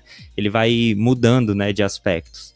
E aí, voltando para sua pergunta da diversidade e da inclusão, lógico, né, que é extremamente necessário, né? E a gente tem avançado muito, assim, nos últimos tempos, né? Toda agência, agora, geralmente, ou grande empresa, é, assim, padrão, né? Você precisa ter uma política de inclusão, uma política de diversidade. As coisas estão melhorando. Rafa, e mesmo que isso seja obrigado e os caras façam de mau grado, só pra parecer, mesmo assim é positivo, sim, né? É positivo. Porque, foda-se, tá, cara, mas a gente não dá pra também ganhar todas no sentido assim de vamos avançando do jeito que dá, tá ligado? Isso, né? E essa lógica, assim, como você falou, né? Pô, se quem comanda a sociedade são essas grandes famílias que estão ricas de tráfico de escravo até hoje, então, assim, se a gente consegue avançar um pouquinho, já é um avanço positivo. Mas, ao mesmo tempo, eu fui percebendo que o problema, né, é mais estrutural, né, que é o que todo mundo tá falando agora, né, racismo estrutural. Que nada mais é que entender que o problema tá nas raízes da nossa sociedade, né. E aí, como você falou, né, pô, o que eu posso fazer? Lógico que você, né, você tem um veículo, você tem o Fala Colega, você tem o seu canal, seu perfil no Instagram e tal. Então, sempre poder dar visibilidade para essas pessoas, pô, mulheres, negros, pessoas LGBTQ, indígenas, isso é sempre muito benéfico, né? Você convidar, né? Tomar esse cuidado, pô, chamei muito caro, vou chamar uma mina, pô, vou chamar uma pessoa negra. Vou te contar uma coisa então aqui, publicamente, que eu sempre falo, enfim, é o seguinte, quando eu comecei o podcast, eu fiz acho que uns 3 episódios só homem, mas é porque eram os próximos de mim, assim, na época, né? Tipo, tava ali e tal. Na hora eu já percebi, não, só um pouquinho, cara. Tem que botar menina aqui, velho. Entendeu? Aí tá, daí comecei eu vou falar menino e menina só por questão de gênero, mas podia ser, enfim, né? Daí eu comecei mas não binário também. Exatamente. É aí que eu quero também falar sobre isso. Comecei a intercalar. Cara, lá no episódio número 30, por exemplo, eu fui olhar, só tinha branco, velho. E eu pensei também, não, mas só um pouquinho. Isso tá errado, cara, né? Porque não é porque... E não foi assim, gente. Não tem nada a ver. Mas isso eu também acho uma culpa. Mesmo não tendo culpa, é culpa. Por quê? Porque eu tenho a obrigação de olhar pra essa bolha, que é a minha bolha, e dizer o seguinte, só um pouquinho. Se eu sou um comunicador, se eu sou um cara que tô me colocando nessa posição de, cara, quero levar o conhecimento, quero fazer não sei o quê, eu tenho que sim que ter essa responsabilidade de fazer uma curadoria melhor dessa minha história aqui. Isso. E aí eu comecei a buscar, e ainda é muito precário, essa questão de ter pessoas diferentes. Aí na 4ª temporada agora, eu botei pra mim, não, nessa 4ª temporada será o seguinte, velho, vão ser 3 mulheres pra cada homem, tipo, proporção de, não, mas tem que ser igual. Não, mas não tá igual ainda. Então primeiro eu vou puxar muito a brasa, né, quero muitas pessoas também, pessoas não binárias, pessoas trans, só que eu não conheço. Tá? Não conheço pessoalmente, assim. Só que o que eu vou fazer agora? E tô fazendo já. Inclusive, já tenho várias agendas. Eu vou atrás de pessoas que conhecem, do tipo assim, cara, tu me botou 2 sites agora aqui já, que é onde estão os designers gráficos, depois eu vou te pedir mais outras indicações. De ir atrás dessas pessoas. Eu conheci uma pessoa que é uma indígena, que é designer, velho. Incrível! Tá ligado? Sim. Então eu fico pensando, caralho, onde é que estão essas pessoas que eu não conheço? Então, assim, a minha Eu botei pra mim isso, assim, se eu quero ter esse discurso, se eu acredito de verdade nisso, eu preciso ir atrás disso, né? Não vai vir até mim, e realmente não vem até ti. É isso que é muito louco. Exato. Não é assim, não, agora eu vou ficar esperando aqui que vai aparecer. Não vai aparecer. Por causa do status quo amigos meus, conhecidos e tal, da tua bolha. E, cara, e é por isso, não só por isso, né? Mas a grande maioria das vezes é isso que acontece na nossa sociedade. Não acontece essa mistura que existe normalmente, porque eu não conheço, e não só eu, as pessoas, né, vamos dizer assim, ali, no geral. Elas não têm um mix, assim, de pessoas tão diferentes, né, que eu tenho um amigo que é negro, eu tenho um amigo que é trans, eu tenho um outro... É difícil isso, assim, normalmente são pessoas que ou a pessoa trabalha com algum negócio que seja mais, assim, que lida com mais pessoas diferentes, ou não, né, cara, outro não consegue. Então... Total, posso até te recomendar umas pessoas, assim, que já você foi falando, já Pelo foi amor de Deus, cara, eu vou aparecendo. Por isso que eu tô te dizendo, antes de nós entrar aqui no papo, deixa eu abrir aqui, que eu tava dizendo o seguinte, cara, eu tô tanta fome de gravar e fazer essas coisas, que eu acho que esse podcast vai ter 2 episódios por semana, pra caber todo mundo, assim, né? Exato. Mas vamos lá, cara, vamos trazer gente, vamos conversar, porque é muito massa, cara, falar e dar voz pras pessoas, e é muito legal ver que tem muita gente que pensa parecido contigo e ser diferente de ti. Isso que é louco. É uma pessoa que é diferente de ti, cara, com outra cor, com outro background, outro repertório, e ela tem um pensamento parecido com o teu, cara. Sim, isso total. É muito legal, velho. E aí, tipo, isso é o que você pode fazer, assim, ao seu alcance. Mas eu percebi que essas questões estão muito na esfera política também, né? Então eu fui percebendo que os designers estavam com essa frustração de tentar resolver essas questões estruturais dentro do design. Como a gente falou, lógico, né? Toda iniciativa que a gente puder fazer é importante. Mas eu acho também que aí, essa é a minha opinião, né, sobre a questão, minha convicção, que a gente tem que se envolver na esfera política também. Porque é aí que a gente consegue, né, resolver esses problemas que são políticos, né? A gente pode fazer políticas de compensação, né? A gente pode tentar reformar o nosso mercado, a gente pode tentar adaptar o nosso mercado, mas a nossa formação social é que mantém a sociedade, né, desigual da maneira que é. Então, lógico, sempre vai ter a maioria dos designers, né, de grande expressão, eles vão ser brancos ou de classe média alta e tudo, né, porque eles já vêm de um contexto, né, que prepara eles para isso, né. Então, se a gente quer mudar, né, a composição demográfica dos designers no Brasil, né, a gente tem que ir para a política, a gente tem que ir para a raiz da questão. E aí, dentro da minha linha política, né, que é o marxismo revolucionário, eu acho que a gente tem que ir além, né, e mudar a nossa própria forma de sociedade, né. Porque hoje a sociedade que a gente vive, ela reproduz isso, ela se beneficia desse tipo de desigualdade, né? Que não é só meramente uma desigualdade, né? Mas a própria forma como a sociedade está organizada, né?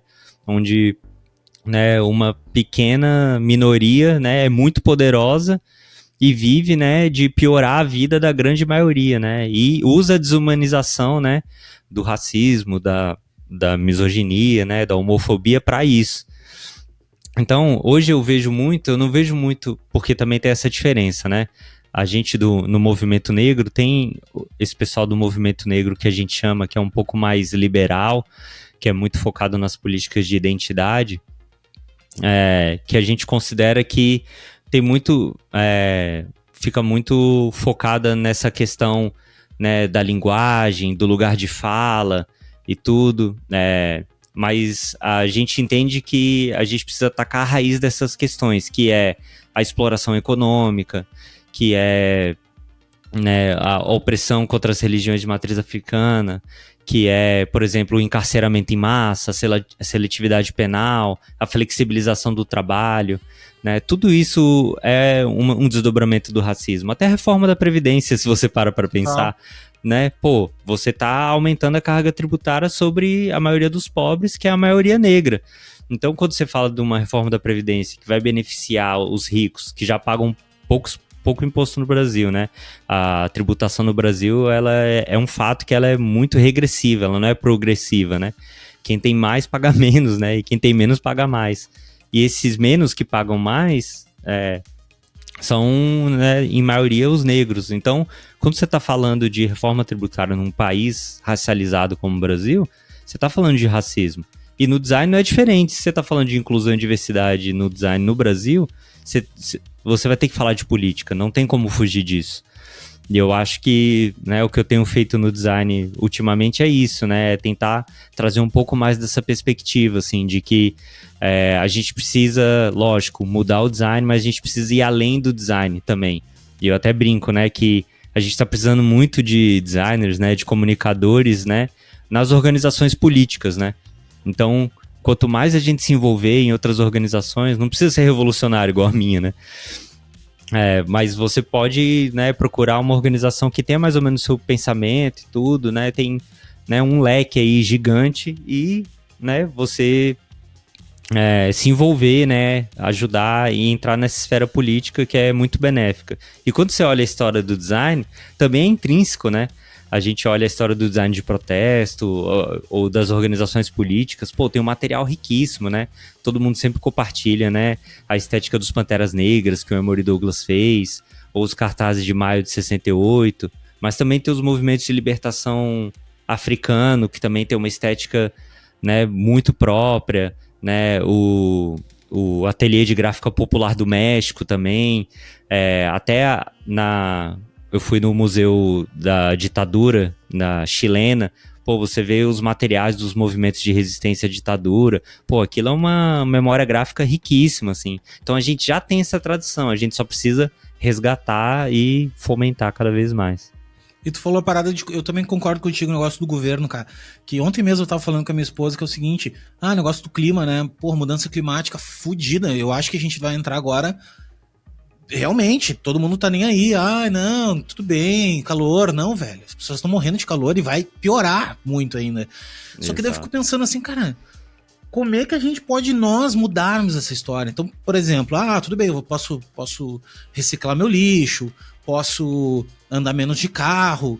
Só que, cara, não, cara. Só que isso não vai mudar. O que vai mudar é o governo que deveria chegar e dizer o seguinte, gente, olha só, a parada é assim, assim, assado. Quem botar... Nós vamos fazer uma política de reestruturação de não sei o que, de negócio de carbono, de queimar, não pode mais queimar, não sei lá, cara. É aí que tá. É o governo que tem que chegar, porque eles têm o poder, né, e não nós, porque senão a gente... E é uma puta de uns filha da puta de verdade, cara. Desculpa, eu nunca falei filha da puta no podcast. Mas que eles ficam fazendo uma narrativa na qual é a gente que tem que fazer alguma coisa. Tipo assim, não, é a gente que tem que... vamos se juntar, porque... Não, velho, eu não tenho o que fazer, velho. Se não é lá que eles mexerem lá. Se não vai ser o cara... Exato. Claro que a gente pode se sensibilizar Só que eu acho que tu disse tudo, velho.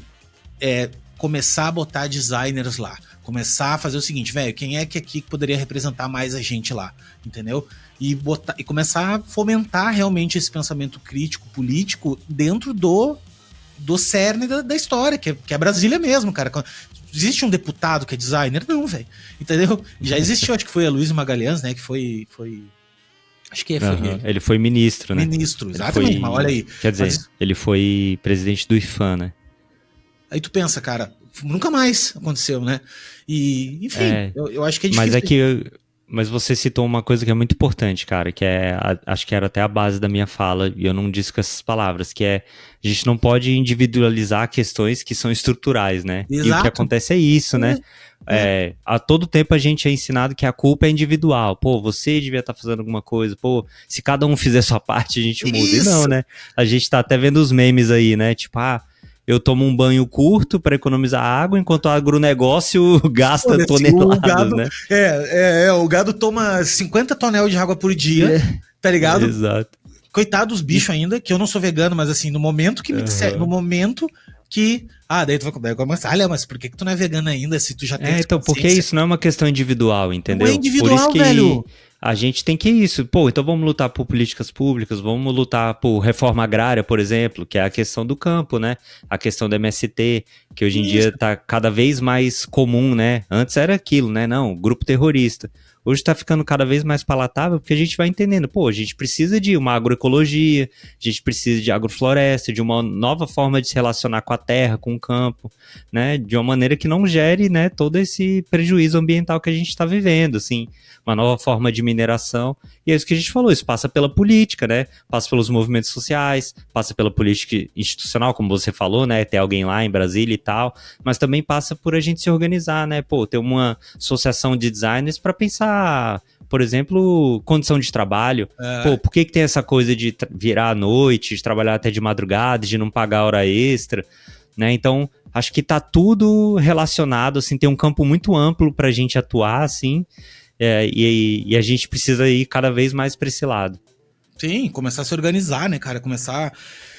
não sei, cara, eu fico ansioso, angustiado, sabe? De verdade, cara, porque... É muita coisa pra fazer, né? É muita coisa pra fazer e é muita coisa também pra entender, porque eu fico também um pouco angustiado por não entender direito, sabe? Do tipo assim, cara, eu não entendo direito muito bem essa história, eu sei que tá errado, mas eu não sei o que fazer, sabe? Mas assim, primeiro de tudo é muito importante saber isso aí mesmo, de que não é a gente que tem que fazer tudo, e isso não é dizer assim... botar a culpa no outro. Não. Não é isso, é diferente. Mas é entender até onde tu consegue fazer. Cara, até onde eu consigo fazer? Bom, o Léo, por exemplo, consigo fazer sim, chamar mais pessoas aqui pra conversar. Isso. Eu consigo fomentar a cultura de tem uma mulherada fazendo umas paradas legais, vamos falar. Tem uns homens também fazendo, vamos falar, entendeu? Claro, é fazer pra todo mundo, cara. Fazer de verdade. Só que agora eu querer que a mudança climática a gente venha trabalhar em prol disso, tem que ter o governo junto nessa história.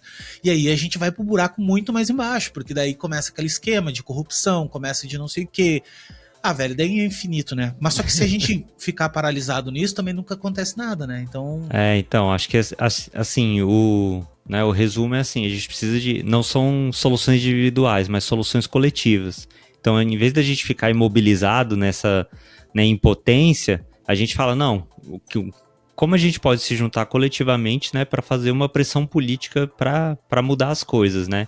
E eu acho que é isso, assim, eu entendo a ansiedade, é normal, né? Às vezes a gente fica, cara, é muita coisa, não sei o que fazer, ainda preciso entender e tal, mas eu acho que hoje também a gente tem cada vez mais, né, um conteúdo introdutório, assim, né? Você vê nas próprias redes sociais, né, as pessoas têm um perfil muito bom, eu gosto muito, o Joio e o Trigo.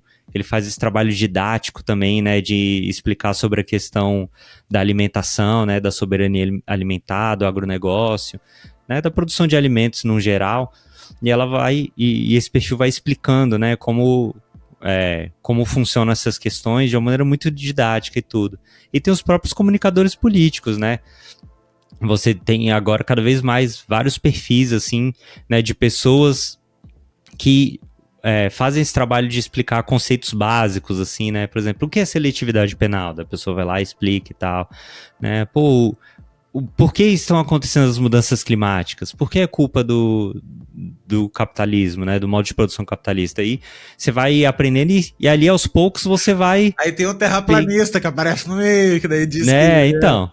Tem de tudo, né? Mas acho que tem um doutor, não sei aonde, que disse que não que o planeta tem ciclos. Cara, mano, olha só, velho. Olha os números, cara, olha os fatos. Acelerou isso de uma maneira exponencial, então quer dizer então que o planeta tá louco, né? Já abrindo esse parêntese, eu fico toda vez chocado. Todo post da NASA no Instagram, sempre nos comentários tem uma galera negacionista, sempre. Sim. Galera falando, mais um 3D que vocês fizeram, essa foto aí não existe, quando vocês vão assumir que a Terra é plana, e aí você fica pensando, cara, como você falou, né? Negar ciência, meu irmão, negar ciência, cara. Exato. Cara, se tu negar ciência, tu volta a ser macaco, velho. De verdade, tu desce assim um nível de conhecimento que acabou, velho, se é a ciência, e assim, gente... Não tem como, é meramente impossível. Pensa na tua família. Se dentro da tua família tu não consegue ter um consenso, tu imagina só em todo o corpo científico mundial, tu acha mesmo que eles conseguiriam um consenso entre eles de dizer assim, não, olha só, gente, realmente, vamos dizer que é assim, vamos... Cara, pelo amor de Deus, velho. Eu vi um filme esses dias que chama... É bem legal o filme. que é uma sériezinha de 4 episódios, que é As Sombras que Todo Mundo Vê, ou... cara, tá no Netflix, ele se passa sobre a Segunda Guerra, que era um cara que era de um posto avançado de rádio, e a menina era cega, e ouvia o rádio e tal, e tinha um professor que falava nas ondas de rádio, porque rádio na época era tipo que nem a internet hoje, assim, né? Porra, era uma função pegar o sinal e tal, e o cara era muito erudito, e... falava sobre ciência, falava sobre várias coisas que tinha nos livros e tal, falava num programa de noite, assim. E daí tem uma hora lá que 2 pessoas se encontram que ouviam o rádio, chamavam ele de professor e tal. E daí o cara perguntou pra ele, um dos nazistas, perguntou, por que tu escutava esse cara e tal? E ele diz assim, cara, é porque ele falava fatos e não só opiniões. Tipo assim, cara, isso mudou minha mente ultimamente. Porque eu pensei o seguinte, é real. Porque hoje em dia todo mundo tem a porra de uma opinião, velho. É só opinião que as pessoas têm. Elas não têm mais fato. Tipo, fato. Qual é o fato da parada mesmo, assim? O que tá acontecendo de verdade? E não, eu acho que... sabe assim, inclusive eu me incluo nisso. Há um tempo atrás, muito ficava... Claro, falando sobre design, sobre isso, aquilo, só que muita opinião, velho. Opinião. Cara, vamos pegar livro, vamos ver gente que realmente, pô, estudou um tempão sobre isso, fez pesquisa, teve um editor que publicou o troço. Gente, livro não é à toa que é livro, porque é o seguinte, não é fácil, não tô falando nem da questão de produção de um livro, tá? Não é nem isso. É assim, ó, cara, pra tu escrever um livro, concatenar ideias, ter um editor foda que vai ler aquele troço, vai realmente passar um crivo fudido em cima, não é fácil chegar lá. Então, quando sai um livro, claro, salvo exceções de livro ruim, mas a grande maioria dos livros que saem, eles têm sim, cara, uma propriedade muito foda sobre um assunto que tá ali disponível lá. Então, não dá pra internet. Eu era bem fã da internet muitos anos atrás, assim, tipo, não, tá na internet. Esse lance meio estocado também. Não, tá na internet, foda-se o sistema, tá lá na internet. Não, cara, porra, internet todo mundo pode postar alguma coisa. Não que não tenha muita coisa boa na internet. Claro que tem, é só tu filtrar. Só que, voltando a papo da opinião, né? Todo mundo só quer ter opinião, velho. Opinião e não tem fato, cara. Fato que... mas eu acho que... da terraplanista.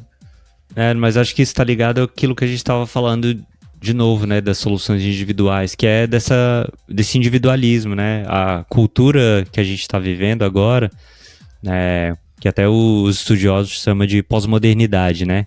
Que é isso, é tudo muito fragmentado, essas são as características, tudo muito fragmentado e uma visão extremamente individualista das coisas, né? Então é isso, essa é a minha opinião e você tem que respeitar.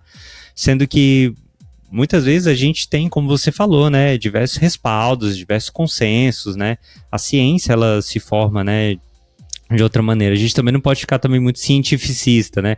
Que é aquela coisa, se não tem evidência, não tem base material, eu não acredito, né? Tem muita coisa também que, né, é demonstrada de outras maneiras, né? Mas também eu concordo com você. Acho que tudo isso é um desdobramento dessa visão extremamente individualista das coisas, que volta pro design nessa questão que a gente falou, assim. Às vezes o designer pensa, eu tô trabalhando, tô ganhando meu dinheiro, cara, pra mim tá funcionando, não tô nem aí pra nada. Mas aí o mundo ao seu redor, é aquele meme do cachorrinho, né, no incêndio. O mundo ao seu redor tá pegando fogo e uma hora vai chegar em você, assim. Não é porque agora, nesse momento, você tá, né, individualmente, né, tá tudo bem, que as coisas não estão piorando pra todos, né. E eu acho que isso tudo que a gente tá comentando é um reflexo desse ultra individualismo, né, dessa visão, né, de que no fundo é um refúgio, né, é mais fácil você pensar, vou pensar no meu, essa é a minha opinião, não quero pesquisar, não quero ir muito a fundo, porque demanda muito também você ir atrás, né, das informações. Hoje em dia tem muita informação, e aí eu tava até vendo um professor, Sérgio Lessa, ele é da Universidade de Alagoas, e ele fala, cara, por exemplo, se você pega na época ali, né, do começo do século, 1910 e 20, você tinha muito menos acesso à informação, mas as pessoas, por isso mesmo, elas tinham uma outra relação com a informação, né, uma relação de mais intimidade, de proximidade, você reflexiva, imergia naquilo e tudo. Aquele troço, sim. E aí, poucas pessoas já eram alfabetizadas, né? Mas quem era, então, tinha aquela coisa de, né, pô, vou atrás e tal. E hoje em dia, como é muita informação, você se encontra nessa posição de passividade, né? Você só recebe, você não tem uma relação ativa com o conhecimento. E eu acho que se a gente traz isso para o mundo do design também, acho que isso ilustra muito bem essa minha virada, né? Que era, como eu falei, eu só trabalhava, né? Então, só recebia informação, beleza, grid, alinhamento, tal, estúdio A, B ou C, designer A, B ou C e tal, e segue o jogo. Mas quando você começa a perceber que, né, você faz parte de, né, uma sociedade onde tudo está interligado, aí você fala, putz, eu preciso sair da minha individualidade e pensar coletivamente, né? Se eu quero mudar a maneira como a gente trabalha com design, a gente precisa, né, conversar com outros designers, né? Fazer isso que a gente está fazendo, levantar questões, levantar dúvidas, né? Falar, cara, eu me sinto assim, e você? Eu tenho um amigo, Edu Macedo, ele trabalha na Alemanha agora, né? Mas ele também é de Brasília, também é do Gama. E ele trabalha em Düsseldorf, na Saat. E ele uma vez comentou comigo, cara, eu amo o que eu faço, mas eu odeio como eu faço. E pra mim, cara, isso, né, eu levo essa frase pra vida, porque é isso. Às vezes você fala, pô, eu odeio o design e tal. Pô, na verdade você não odeia o design em si. Talvez você odeie a maneira como você é obrigado a trabalhar com design, né? E se a gente quer mudar a maneira como a gente trabalha com design, a gente precisa, né, se organizar, né, se embasar, né, e pensar maneiras de tentar mudar isso. Exatamente isso. Foi isso que aconteceu comigo em 2020, cara. Nisso de 2020, eu cansei do jeito que eu trabalhava com design. E não do design, entendeu? Do jeito, do modelo de negócio, dessa coisa de... E daí, pô, vou começar a falar de design, vou começar a estudar um pouco mais, vou começar a produzir conteúdo, enfim. Enfim, cara, tamo aí. Querido, obrigado, irmão. Porra, eu não sei, deixa eu ver aqui, nem sei quanto tempo nós estamos, cara. Acho que nós já estamos quase... 1h30. 1h30 falando. Cara, bom demais. A gente podia bater papo e Muito cada vez bom. Mais, cara. Nós temos que estreitar cada vez mais relação. Quero te agradecer de verdade aí ter aceito participar. E tenho certeza, mano, que esses assuntos, assim, eles reverberam, tá ligado? Ele deixa o nosso negócio maior, assim, eu acho que é isso. E se você tá escutando, tá começando no design agora, começa, cara, já com esse pensamento, assim, sabe? Pô, vamos pensar, tem que pensar individual, mas tem que pensar coletivo também, tem que equilibrar essas duas coisas, porque não é ser só coletivo no sentido cooperativa, só isso, só esse pensamento, mas é entender que é uma classe, cara, e tu vai sofrer em algum momento da tua carreira se tu não pensar assim, seja lá quando te contratarem pra virar madrugada e tu não tem pra quem chorar, entendeu? Tipo, não tem o que fazer, seja pra outras coisas. Então, pô, pensar coletivo é o lance, velho, sempre. Rafa, obrigado, cara, ter aceito aí. Nossa, com certeza, eu, cara, concordo plenamente e eu que agradeço, cara, muito bom o convite. Curti muito esse formato, assim, uma conversa bem informal e tal. Acho que foi super legal. E, cara, vida longa aí pro projeto. Tamo junto. Só agradeço. Demorou. Eu vou te acionar mais vezes, tá? Tipo, pra saber coisas e a gente estreitar a relação mesmo, cara. Eu gostei muito do teu modo de pensar e realmente acho que as tuas ideias têm muito a aprender contigo pra ter esses nortes, assim, sabe?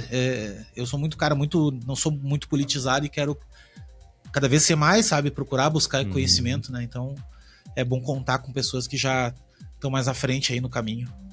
Não, que isso, tamo junto, vamos junto. Vamos nessa. Gente, obrigado de coração. Você tá escutando isso no podcast, no Spotify, em algum canto, você pode ver também isso no YouTube. Então, se você clicar aqui embaixo ou for lá no meu canal do YouTube, tem lá toda a quarta temporada tem vídeo também. Então a gente tá gravando, se você quiser ver ou rever, né, no caso, que chegou nesse momento, tá escutando. Tá lá no YouTube também. Obrigadão, galera da Mocaperia. Tamo junto, todos nós, e até a próxima. Beijo.